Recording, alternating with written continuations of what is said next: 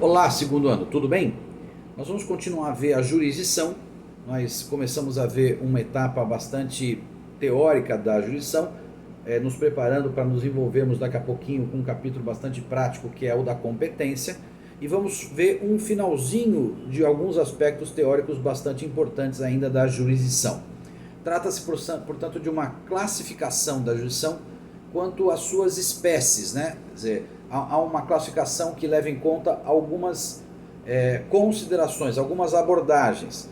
Por exemplo, nessa modalidade de abordagem, a gente pode classificar a jurisdição quanto ao objeto, de modo que a gente pode identificar claramente que a jurisdição se exerce no plano civil, no plano penal e no plano trabalhista. Portanto, é muito fácil identificar esses três grandes grupos de jurisdição quanto ao objeto.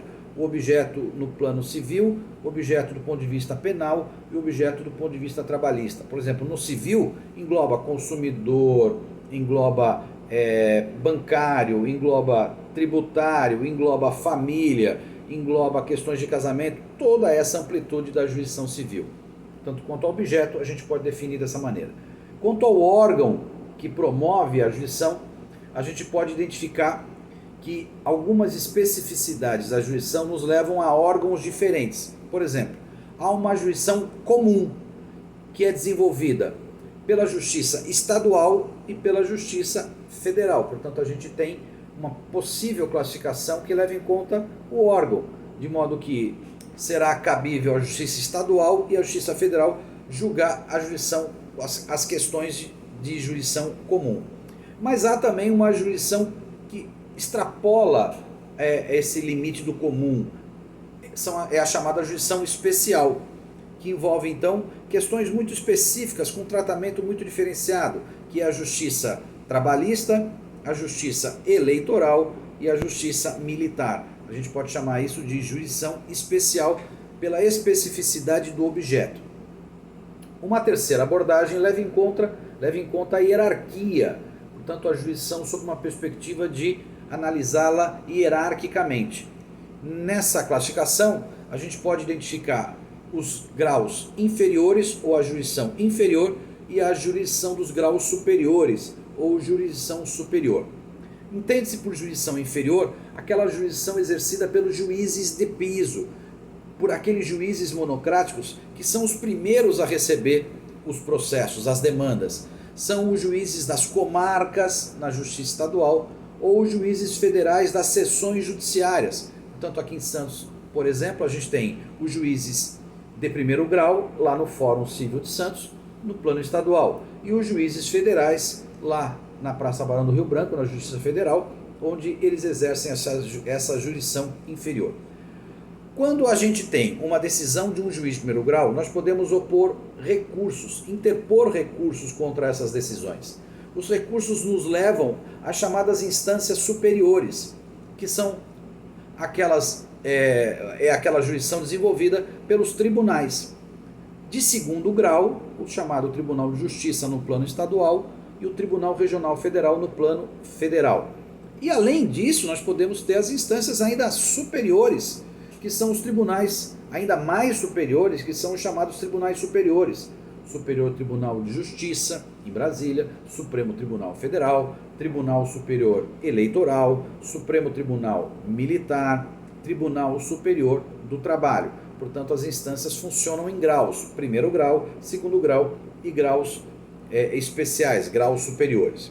Uma última classificação leva em conta a natureza da intervenção estatal. Como é que é essa intervenção? E nesse caso a gente pode dividir da seguinte forma. Às vezes, o que chega ao judiciário é propriamente uma demanda na forma de um litígio a ser resolvido. Isso é o comum.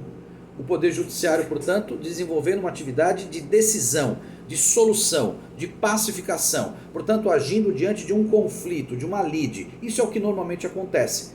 Nós chamamos, nesse caso, de jurisdição contenciosa. Entretanto, é cada vez menos comum, mas ainda existe, uma faceta do Poder Judiciário em que ele é chamado não para resolver um conflito, mas, sobretudo, para chancelar uma situação de fato que precisa de uma homologação judicial. Por exemplo, há processos que não envolvem litígios, como o inventário. No inventário não há ninguém brigando com ninguém, há apenas a colocação para o Poder Judiciário de uma certa situação de fato para ele homologar a transferência de propriedade do morto para os seus sucessores. Do mesmo jeito, por exemplo, uma ação de mudança de nome, de retificação de nome, tirar uma letra, colocar uma letra, não há propriamente um litígio. Nessas ações em que o Estado não exercita propriamente o seu poder de dizer o direito, mas apenas uma atribuição chanceladora, a gente chama de jurisdição voluntária. Portanto, é aquela em que não há lide, não há litígio, há apenas a compreensão de que o Estado vai agir homologando uma situação de fato. Pois bem, agora a gente vai entrar propriamente no capítulo da competência. Nós vimos já aqui no artigo 16 do Código de Processo Civil, os juízes, a competência brasileira, a atuação jurisdicional dos juízes brasileiros, ela é vinculada ao território brasileiro. Portanto, a jurisdição brasileira se exercita dentro do território brasileiro. Portanto, esse é um limite territorial de atuação dos magistrados brasileiros, que é justamente o limite máximo do território brasileiro. Acontece que essa atividade jurisdicional ela é dividida no Brasil por órgãos, em unidades. O que a gente vai estudar aqui, portanto, é justamente como é que se divide essa atividade jurisdicional e como é que se reparte essa competência para conhecer de processos, para julgar processos, como é que isso vai se desenvolver. Exatamente essa aptidão que cada um dos magistrados tem, que lhe dá a possibilidade de exercer jurisdição dentro de um certo limite, ou em razão da matéria, ou em razão do território, ou em razão de alguma regra que lhe deu essa possibilidade de julgar aquele caso, a esse atributo nós chamamos de competência. Ou seja, competência é a atribuição que um juiz tem de julgar, de conhecer um processo vinculado que está a um atributo seu, ou de natureza territorial, portanto o juiz de Santos julga casos de Santos, ou que envolve a sua matéria, um juiz trabalhista resolve questões trabalhistas, ou alguma outra regra específica que atribui àquele órgão uma certa competência, um certo poder de dizer o direito naquele caso específico, como é, por exemplo, a atribuição constitucional do Supremo para julgar ações diretas de inconstitucionalidade. Portanto, isso é o nome, e a isso se dá o nome justamente de competência. O artigo 42 do CPC, e aqui um aviso, lá no artigo 42, ele é o primeiro artigo de um capítulo que chama da competência, e é esse que a gente vai se debruçar daqui para diante. O artigo 42 diz o seguinte: as causas cíveis serão processadas e decididas pelo juiz nos limites da sua competência, ressalvadas as partes o direito de instituir juízo arbitral na forma da lei. Ou seja, o juiz não julga o que quiser, o juiz não julga o que tiver o que passar pela sua cabeça. Ele julga as causas que lhe são atribuídas em razão de regras de fixação de competência, que levam em conta, portanto, determinações legais relativas a território, a matéria, a grau em que ele atua. Portanto, um juiz não julga casos que cabem ao tribunal. Um juiz de Santos não julga casos que são fora da comarca de Santos. Um juiz trabalhista não julga causas que não sejam de relação de trabalho.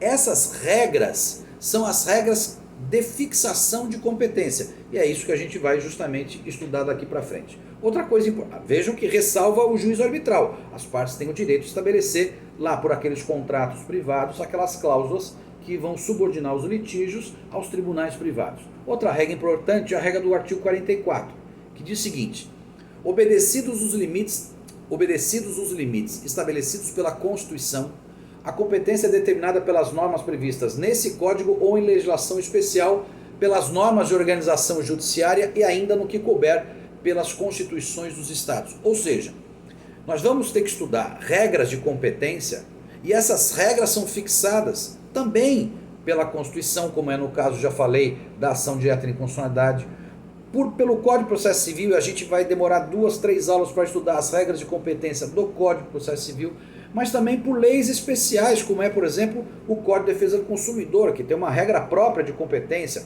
o Estatuto do Idoso, que tem uma regra própria de competência, e até mesmo por regras regimentais estabelecidas por cada um dos estados, por cada um dos seus tribunais. Ou seja, uma comarca é comarca porque o órgão jurisdicional quis denominar aquilo de comarca. Há cidades, por exemplo, gente, que não são comarcas porque são pequenas e, portanto, há atribuições de competência, há regras de competência diferentes.